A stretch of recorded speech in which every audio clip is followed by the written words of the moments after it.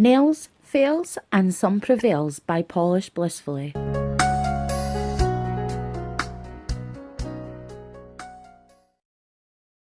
Hi guys, it's Kylie. In today's video, I'm going to show you a complete in-depth look of how I do my hard gel extensions. So from start to finish, I'm going to show you how I infill the hard gel extension as well as extend my natural nail. So if you want to see how I do everything, then just stay tuned. So this is all the products I'm going to be using in this video, and I'll leave all the names for everything I use in the description box below. I've also added the nail care items that I'm going to be using at the end, and I'll mention the products that I'm using as I'm going along as well. So let's get into the tutorial.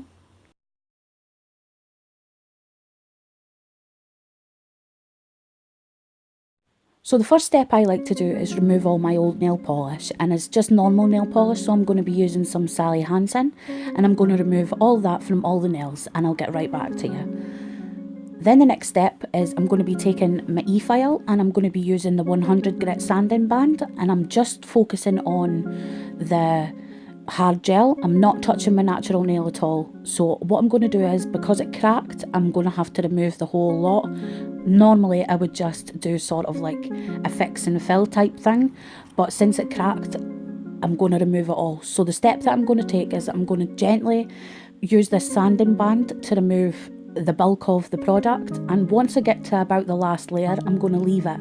And the reason I like to do that is because when you're working with e-files, it's super easy to get to your natural nail and take layers off of that.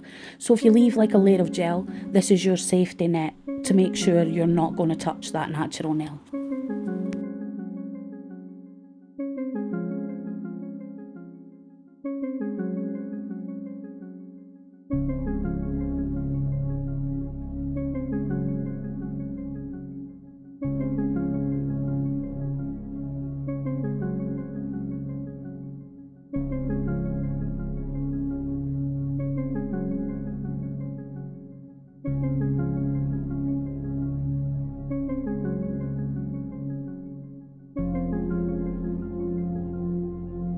Then the next step, we're going to focus on the other nails, and this is where the infill comes in. We are not going to remove this at all. We're going to leave the shape, we're just going to infill. Now the start is you're going to have to remove anything that's lifted. Now I tend to get a lot of lifting around the side walls, and that's mainly because my nails are very brittle due to some medication that I'm on. So what I like to do is I'll swap over files. Well, it's the same file, but I'll swap over drill bits, and I'll use the cuticle bit. Now I call it the cuticle bit, but it's basically like a smaller version of the one that I just used, but without the sanding band, and that way it gets right into the lifting from around the cuticle area, and definitely from around the side walls. So what I like to do is I pay close attention to the side walls and the top of the cuticle area, and what I do is anything that I see that's easily liftable, I'll remove with that file. You don't want to go too far down, because then you're going to start to remove the hard gel off your nail plate, but anything that's lifted around the side, this drill's perfect for that. You just want to focus on that and remove it. I like to dust along, I'll use my nail duster, and I'll sort of like see where I'm going. It's best that you stop, take a look what you're doing, and then start again. That way you're not taking everything off and you end up with sore nails.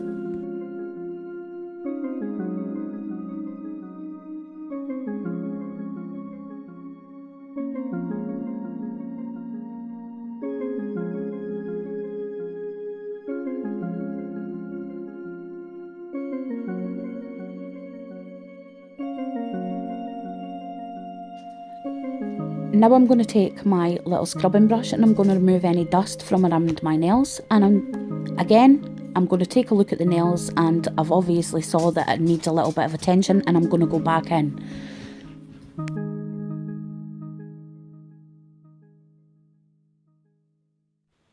Then once I'm finished with that, my next step is to remove the 180 grit and put a softer grit. Now I can't remember exactly what grit this one is, but I'll leave the links in the description box below. And basically what I'm going to do with this is I'm going to take some of the bulk off of the hard gel extensions. So I'm just going to focus on making the whole nail flush before I start going in with the hard gel. I also like to go around the cuticle area again and just make sure that I've got any of those little bits that I missed before. Then once I'm finished doing that and I'm happy with the results, I'm going to go ahead and take some antiseptic spray and spray my nails. This is an important step to keep your nails clean all the way through so you don't get any infections. Then the next step is I'm going to push back my cuticles and to remove any skin from around the side walls and the cuticle area before I move on to using my e-file. And in the e-file I've put back in the cuticle bit, and I'm just going to make sure that there's no skin around the side walls and also on the cuticle area. Again, it's important to make sure that you've prepped the natural nail before you put your extensions on, because that way if you've got a good base to start with, then there's not going to be any lifting. So take the extra steps and make sure you've done it properly, or they will definitely lift and they won't last as long. Then I'm just going to clean my nails using some nail cleansing solution and a lint-free wipe before moving on to the next step. So I'm going to be using some of these Cuccio forms, and I'm just going to secure that to the nail that's broken. And you've probably seen a million of these forms videos, and this one was sticking to my glove, so we'll avoid talking about that too much. But yeah, I just basically twirl it about in between my fingers to make sure that it's got a nice C-curve, and then I secure it to my nail. And then I put it through a little test wherein that I look all the way around in a 360 sort of motion to make sure there's no gaps. And then I'll bang on it with my nail pinching tool to make sure it's nice and secure. And once it's passed the test, then I'll move on to the gel. Making sure you fit that form to securely to your nail and right the first time is going to be crucial to making sure your gel extension is straight. Then I'm going to apply some of this Baseone primer, and that's the first primer I'm going to use. Again, 2 primers is definitely not necessary, but I have really brittle nails, as I mentioned before, so I like to take that extra step just to make sure they stay a little bit longer. So I'm just going to do that to the full nail that's broken, and I'm going to add it just to the visible natural nail on every other nail.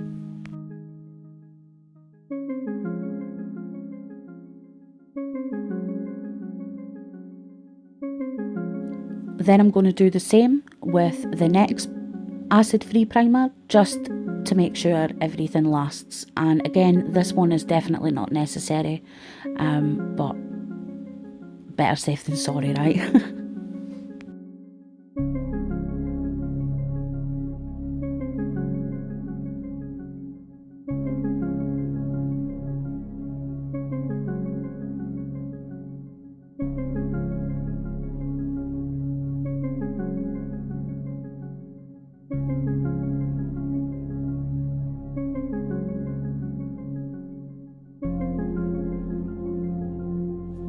Then next I'm going to apply Baseone bonder to all of the nails. Again, I'm going to put it on the full nail that's not got any gel on it, and then I'm just going to add it to the natural nail on every other nail.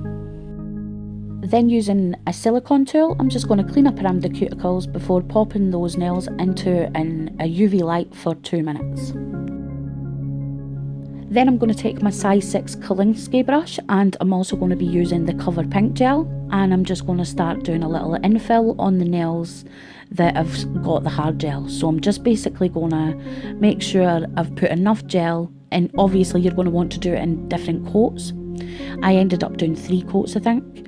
So you're going to start by filling in the top of the cuticle area and then dragging the gel down into the rest of the nail for a smooth finish.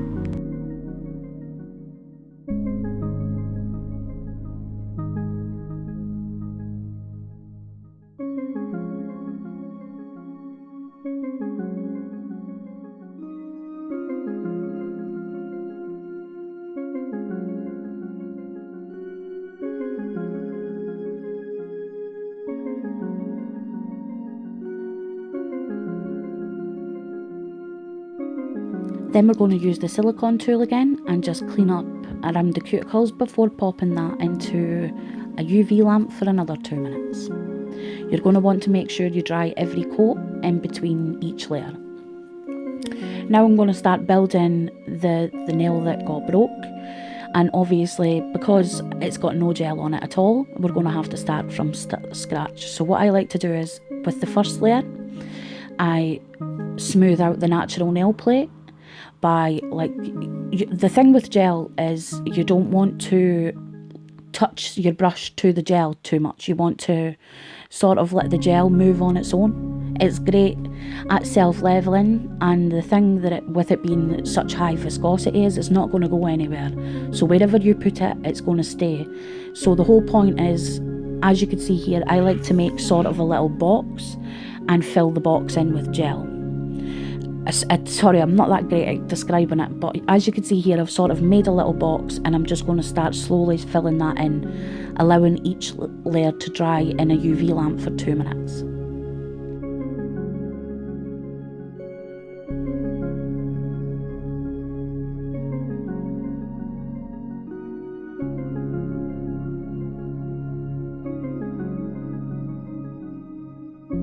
And a little trick is, before you dry that, is to turn your nail upside down, and that's just going to level the gel a little bit more. Now once I've dried that, I'm going to put the second layer, and it's just the same. You're just going to want to start at the cuticle area and make sure you're filling in the part that we removed. And then once you're happy with the level of gel that you've got at the top of the cuticle area, just drag any excess down onto the full nail, and that way you've got a flush nail surface.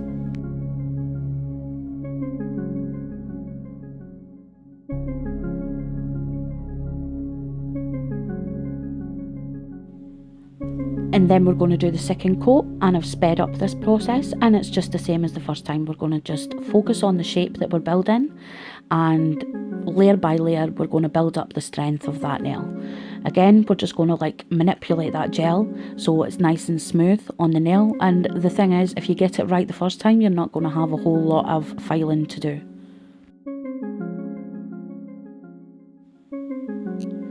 Then once that's came out of the UV lamp, we're going to remove the nail form, and as you can see, my nail's a lot longer than the other nails, and the reason that I like to do this is because it gives me a little bit of room to make mistakes, and when you're learning like I am, you will make mistakes. So make your nails a little bit longer, and that way it gives you a little bit more filing room.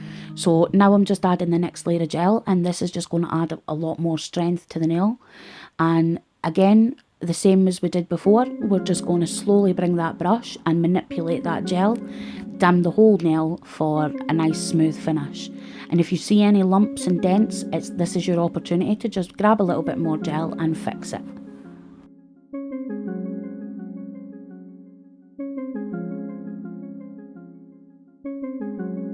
Then again, once you're happy with that, we're going to pop that back into the UV lamp for another 2 minutes. Now I've got a lot more strength in the nail, I'm going to start filing the shape. As you noticed, I did make mine in a semi-square nail, so it's not too much filing. It's just you have to a lot more focus on the side walls. And I like to do a little bit of going through a coffin phase at the moment, so that's all about tapering in the sides and a little square at the top. Now I really like it. It's very fashionable at the moment. So what I done was I took all the length off, and it's not perfect because as you're seeing here, you see that there's still quite a lot of dents, and the reason that is because it's not got a whole lot of structure to the whole nail. So again, we're going to go back in, and this time we're going to build it in parts. I'm focusing on the first half of the nail, and I'm going to just add that till it's even and flush with the first half. So as you can see, I'm making sure that the bottom half of the nail is flush with the apex and the cuticle area. And then I'm going to go ahead and take one more layer of the covered pink gel, and I'm going to drag that down the whole nail, and that way we've now got the flush nail. So I would advise that you do it in parts like what I did, and it does take a little while if you're doing all of the nails, but it's so worth it to just make sure you're taking the extra steps to make sure the nail's nice and secure. And as you saw, mine, that was quite a bad break I had, and it didn't break my natural nail at all. It stuck to just the extension, which shows that there's a lot more strength in the extension, because it was quite a bad break, and so I was quite pleased with that. Now I'm just removing the inhibition layer with some cleansing solution wipe and a lint-free wipe, and I'm going to take a look at the nails. And as you can see, the one where I had to build the nail is a little bit bulky, and that's okay. Don't worry if it's bulky. It's better that you put more on to begin with, so when you're filing, you could file it into like proper shape. So as you're seeing here, I'm using the same soft grit sanding band, and I'm just going to start focusing on the sides and bringing everything into shape.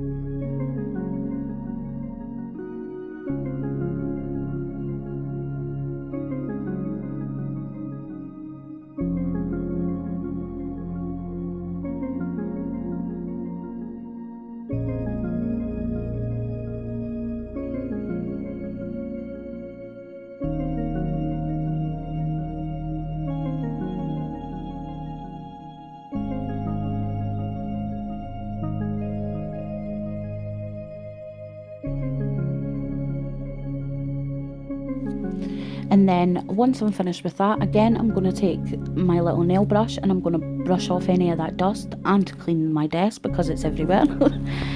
And then I'm going to take the same antiseptic spray and I'm going to wipe my nails.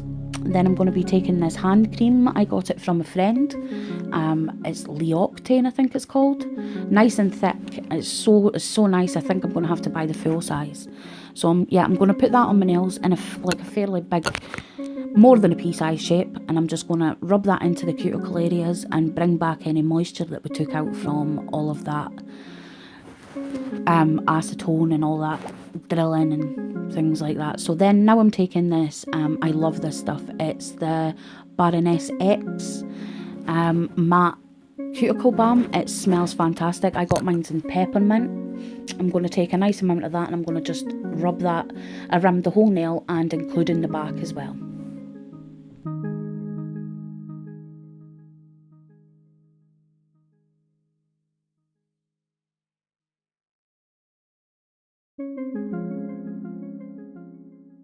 Then the last step I like to take is some cuticle oil. This is by the same brand, Baroness X, and it's also in peppermint. Could you tell I have a little bit of an obsession? And I'm just going to put this all around my cuticles and rub it in. The whole thing about like gel nails is you really need to put the moisture into your nails after you've got the extensions on, and that way it's not going to lift. So that's a little tip for you as well. Like, focus on dry manicures and your gel will last a lot longer as well.